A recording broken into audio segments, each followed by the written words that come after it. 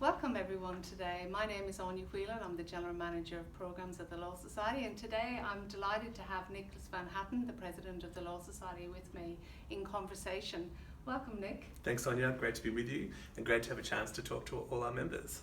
Now, I'm sure all of us, we've been in social isolation for a while, and Nick, you and I haven't seen each other for probably at least 10 weeks. We've talked to each other on Zoom a lot, but it's so lovely to be in the room with you today. It is. It's just different, and it's so much better when we can get together. We've been doing the best we can with Zoom, but it's lovely to be back in the room. So I was thinking a lot as we were doing Zoom meetings, and we've been part of online advocacy panelist forum that we had during Law Week, and we've heard a lot about law reform and advocacy and what the Law Society is doing. But actually, I'd really like to hear more about you, Nicholas van Hattem, long-term member of the Law Society and also one of the youngest presidents of the Law Society. So today, in conversation with Nick, we're going to find out a little bit more about you, if that's okay. Of course. Keen to talk about, but we should talk about that webinar, which was terrific. And I think there was about 200 people listening in. Yeah, about 250. 250. Yeah. And it's a great example because we would never expect to get an audience of 250 in a Law Week event. At a lunchtime and with our panels. So there have been great opportunities to connect to more people. But looking forward to getting the mix right going forward, where we can do the in-person stuff as well as keeping the best practices we've been developing with the online as well. Yeah, thanks. It was great having you involved. So I don't know how long you've been a member, because it's long since before my time here, but perhaps you could tell us how long you've been a member and what your journey has been to become one of the youngest presidents of the Law Society. I've been a member since the start. I can't remember if it was when my articles year or as an associate, I'm not too sure. But certainly for as long as I've been a solicitor, I've been a member. And my first engagement with the Society was through the Young Lawyers Committee, the YLC, and the YLC is celebrating its 40th birthday this year, which is great. So I still have so many happy memories from that cohort in particular. I think it was Matt Keogh who was the convener when I started with the Young Lawyers Committee, and he went on to be one of the youngest presidents as well. But in that experience, there were two really great things. One was exposure to all these issues happening in the law. And counsel was consistently saying, what do you think, young lawyers? What's your perspective on this? And it just gave us a space to consider all sorts of issues that I wouldn't otherwise have exposure to. But then the other thing was meeting people, both my cohort of junior lawyers, but also role models. So you get to have interactions with more senior practitioners.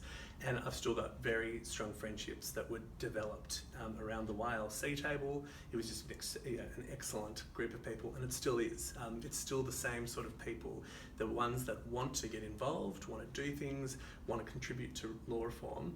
It's just an excellent part of the committee structure of the Society. And I know from my own experience that when you're a member of something and there are other people, there's that sort of tacit understanding and connection that you have with people that over time you maintain. And I can imagine it must have been a great fertile ground for mentoring and finding mentors as well. And it's lovely. It is absolutely that, particularly because you don't really have to try. You're just put in this room and you're exposed to people, and without you do need to make the effort to come, but you don't need to particularly try hard to form those new relationships. And I know that can be a difficult thing for people entering the profession. At law school, week in, week out, you're seeing people without trying. But then you enter the profession and you'll see your immediate colleagues, but without making some more effort, you won't meet people outside of your office or outside of your area of work. But by being involved with committees or young lawyers or just going to events, then you do start to meet other people, and it's a great thing. I think that sounds like really good advice for other professions as well. So I can feel your passion there. So the spark was ignited there. Do you think about that journey to presidency, or how did that happen? Well, look, I think that's a great way to put it, because it was passionate and full of energy, but that's not necessarily the way to lead an organisation. So it's been a long journey, and I have learned a lot from role models, particularly presidents that I've served on council under, who've taught me a lot about how this organisation needs to work, because there are often lots of passions, and what we are consistently seeing is there'll be an area for some law reform, and usually there are lawyers on both sides of an argument. And sure enough, what the Law Society needs to do is be a place where passionate views can be expressed, but that all of the views can be taken into account and synthesised. And I really learned a great deal from some of the past presidents in the last few years. I particularly acknowledge the last 3 presidents we've had, so Elaine, Hayley and Greg, who are really good at getting diverse views together and coming up with a position that everyone could agree with. And that's not a skill I had 10 years ago, that's for sure. It's definitely something I've had to learn.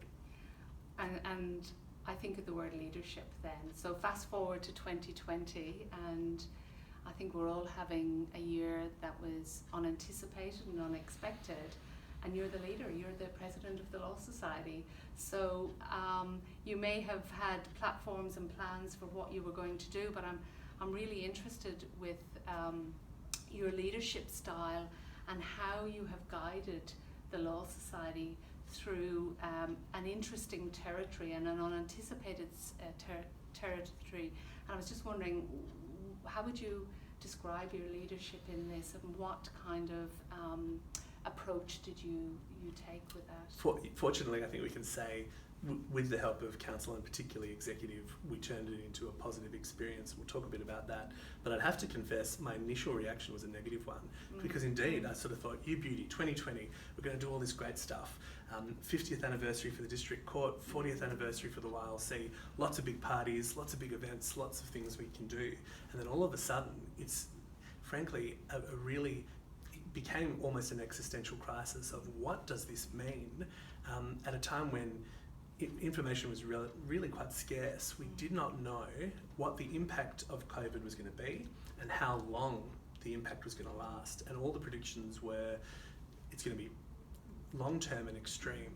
And we've been so fortunate in Western Australia, and it is easy to forget what's happening in other jurisdictions. So I'm also mindful of our colleagues. We've got so many Western Australian lawyers who go off, particularly to New York and London, and they're really struggling. So part of our role is to also think about our members and people who will rejoin our membership who currently are doing it tough. But in terms of the leadership, it was part of the thing I've already said about understanding all these different perspectives. And I also have to acknowledge the incredible work of senior staff, including all the general managers and David Price, the chief executive, because in very short order, a lot of decisions needed to be made. But in terms of council's role and the executive's role, it was very much thinking about the needs of our members, thinking about the diverse effects that were going to be felt and how we can respond. And I think there were several steps we took in terms of responding to that. And I'm hearing quite an empathetic approach, is that correct? Yes, that's right. We tried our best to think about how it's going to affect different people. And I think we saw some responses that didn't really necessarily think about the whole spectrum of experience. I think it is the case that for some of our colleagues, there will be relatively minor impacts to their practices. Indeed, some have seen an increase in their practices. So workplace advice needed a huge amount of extra work. But some areas ceased altogether. So I'm thinking in particular of colleagues who've got a predominantly criminal practice, who develop a practice which is back-to-back jury trials, who are told overnight the next 6 months or so of your expected income will now be zero. This is well before job seeker and job keeper and these sorts of things were announced, and people were getting very anxious. So we were very mindful of those anxieties and needing to be empathetic. So in taking that on board, which was one of the impacts on our membership and the profession, what were the steps you took then in terms of, because I know there's been a lot of promotion about, and you were very much involved in the development of this COVID membership package for renewals. So I don't know, in three steps, could you tell us what were the crux of those and the part you played? Yeah, it might be 3, it might be 4. The first thing was we needed to be quick. So we needed to be decisive. We needed to let people know. And part of the history of that is other law societies in other states were also making decisions, and so we didn't have much time, and so we needed to be quick and use all of our experience and get as many perspectives as we could to make a decisive decision. then we needed to understand the financial implications of what that decision would be, both for our own future. We needed to ensure that the Law Society could exist into the future, because for a good week there, I think that was the question: how bad is this going to be? What's the world going to look like in 6 to 12 months? But what are our members' financial implications? What's going to be their situation? So we needed to make a quick decision at a time when there was very limited information. We also knew we had to be there for members in a tangible way. They needed to understand that we were alive to their needs and that we were responding to their position. It needed to be relevant and it needed to be tangible. And finally, I think we knew that whatever we did, it was going to need some degree of flexibility because of the different members in different circumstances, but it also needed to demonstrate value, that we've always been able to say the Law Society provides value to members, and how are we going to do that in our response in that time. So let's get down to it then. Tangibly, how did that turn into action? What's actually happened? The main thing we wanted to do was take price out of the equation for members, so that they were going to be busy, there was going to be things that needed to take their attention, and we knew that if money came into it, that could affect their decision. So we wanted to take the financial out of the equation as much as we could, keeping in mind that we needed to ensure the long-term viability and strength of the society. And the effect of that was a material discount to ordinary membership. It's a 30% reduction, which for ordinary members translates to a $250 saving. And again, for some practitioners, that may not be a great amount, but for others, we know it's going to be a significant factor.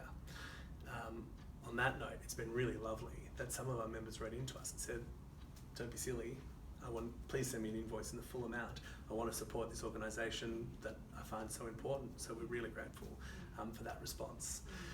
So the first part was try to reduce that financial element to the decision. But at the same time, we thought, how can we supplement what we consider is already a strong membership offering? And in developing the package, we took the view that we could make CPD freedom free as an added incentive for people to come back to the membership, to renew their membership. Because one of the things that's important for us is to understand what's renewal going to look like. And that's why we've said, please renew by the end of July. And there's an incentive if you do, you get this CPD freedom. But then we're better able to plan when we know what the position's going to be going into the future. So it really helps us if members renew before that deadline. So you're saying that CPD is free as part of membership for the entire year? That's right. That's right. Yeah. Amazing. Yeah, I think it's going to be a really good thing, and a number of people have contacted me to say it was already a great offering. We really appreciate the discount, but the inclusion of that makes it a no-brainer, and I think that's what it should be. For many of our members, renewing membership is a no-brainer, and we're really grateful for the majority of our long-serving members who we've always been able to rely on, and we hope they can rely on us as well. But it's great to see that even where there are some of our members who might be doing it tough this year, we've created that additional value so that they can confidently renew their membership.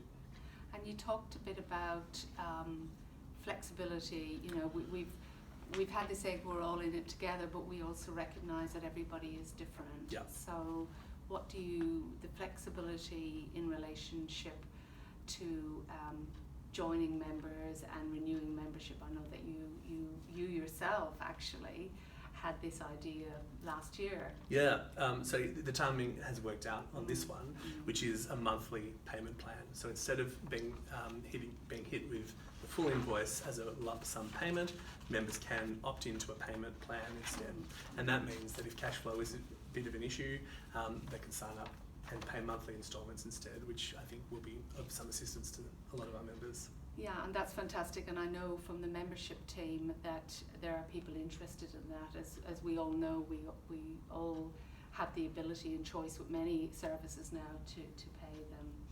Now, I know part of the fun part, I suppose, of your job is the emails that you do get from members, and there has been some interesting comments from people, and I think it's nice to share that, because often we get emails that are not full of praise or support, but asking you to do some transactions, and it's very business-like. And I guess in a period where there's uncertainty and you're trying to develop a package that hits the point, really you don't know till you hear back from your customers whether you've done it or not. So I'd love you to share what some people have emailed you, and I know they've rung you as well. Yeah, Right. no, it has been such a lovely part of the role, and so often when you're getting feedback, it's not positive. People are much more inclined to let you know the mistakes you've been making. So this has been a lovely time when there has been some positive feedback, and I think the most positive message I had was a number of people who've said, I want to pay the full amount, I want to support the organisation. But some people have said it's a no-brainer, which is great. Another favourite was, I'd be mad not to sign up with the CPD Freedom. And I think that's right. I think it is it's a very good arrangement. But yes, people are saying that they regard their membership as invaluable, that they really want to be part of the society, they want to continue to support it and continue to be valued members and enjoy all of what goes with that. So that makes me think of people who are not members yet. What would you say to them? I think now's a great time to consider membership. I know there are people that have thought about it and do think about it over the years and have said in the past, I can't quite justify it. And membership really is a benefit that you don't appreciate until you can fully experience it. It's one thing to see the bullet points that we put out there about here are all the things, but as I reflect back on my 10 years at the Society and some of the very close friendships I have, you can't put that on a brochure to say, this is what also happens. So once you're part of it, you can really see what you can do with it. And I do think it's best for those who can really get involved and either in the events or in the committee process. So I do think that over the years, the Society has done a great job with the majority of the profession who do say, yes, we're going to be members, we regard it as part of our professional responsibility, and we see that it's an essential service. But I think now is an interesting time for a new category of members who have seen the attraction of the advantage, but for example, maybe haven't been in a financial position or haven't been able to see the tangible value proposition. So now, in this time, as we respond with these temporary measures, it is a great time to become a member because you can get the benefit of the flexibility of payment, the reduction in payment, but also free CPD for the year.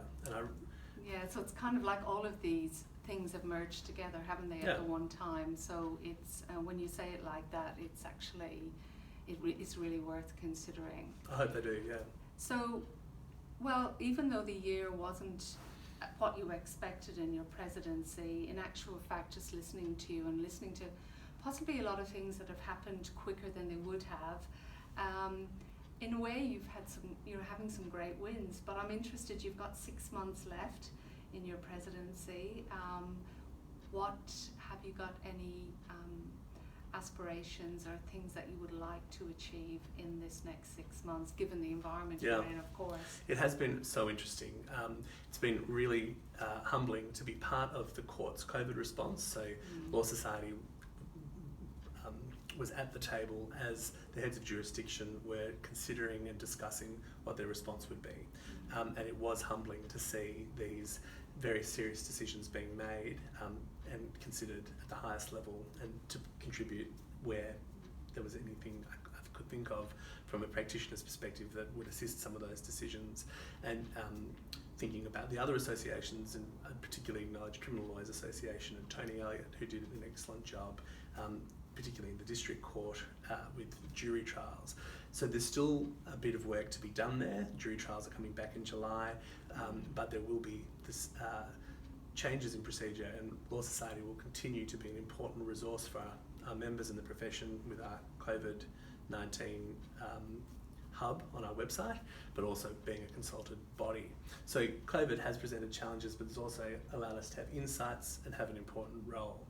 And that's been very special. But I am still planning some of the things that I wanted to do at the beginning of the year. I think the Young Lawyers Committee's got a lot to celebrate, and really looking forward to celebrating some of those things. And we'll, I think, be seeing some more activity from them online, with a trip down memory lane from the archives of young lawyers over the decades, which I think will be terrific. And I hope we can still acknowledge that in some way in real life in the coming months, depending on how restrictions and planning continue. So I do hope that by the end of this year we will have a bit of a return of some of our excellent events that many of our members look forward to so much. It seems to me that in planning those events there will be, I was thinking about it this morning, I think there will be an incredible buzz in the room as people return to venues and theatres and events that goes beyond the actual events themselves. So in actual fact, I think we've got a lot to look forward to, and I know that the Society is planning some events when we're allowed to do that. That's and right. People are genuinely excited, and I think there'll be a new appreciation of that ability and that freedom to get together when we've actually had it taken away from us. I've really reflected on the freedom that we have and what we take for granted. So we look forward to bringing everybody together again, and also to having you at the helm while we're doing that before your presidency is out. We're actually run out of time today, but it's been really, really nice to chat to you, and we don't get a chance to have these kind of conversations and to hear more about you, and I suppose the thoughts and the thinking behind the decisions. And it's been really lovely for you to share some of that time with you and with our members today. And we're very excited about the Law Society and where we're going, and you're right, it's never been a better time to come on board and come on the journey with us. So Nick, thanks for joining us today. Thanks, Sonia, and thanks for listening. Thank you.